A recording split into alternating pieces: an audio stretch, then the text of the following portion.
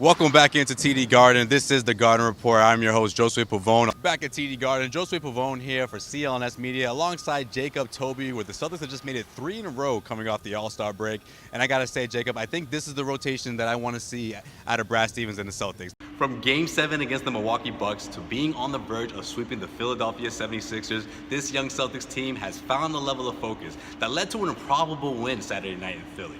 However, heading into Game 4, the Celtics know that there's still plenty of room for improvement and understand that if they want to punch their ticket into the Eastern Conference Finals here in Philly, it's going to take a lot more from this young core. All right, another episode of the Cedric Maxwell podcast. I am Josue Pavon. He is, of course, Cedric Maxwell here on the CLNS Media Network, Cedric. So we're about less than 2 weeks removed from the end of the Celtics 2018-19 season. So, of course, let's start right there. Got plenty to talk about, plenty of talk around the city about this upcoming offseason, a huge one, obviously. But let's start off with, what do you think went wrong with this team? I mean, where do you start, right? There's so many different places you can go. But what's the one thing or the first couple of things that come to mind when someone asks you that question? Jail. This team never jail.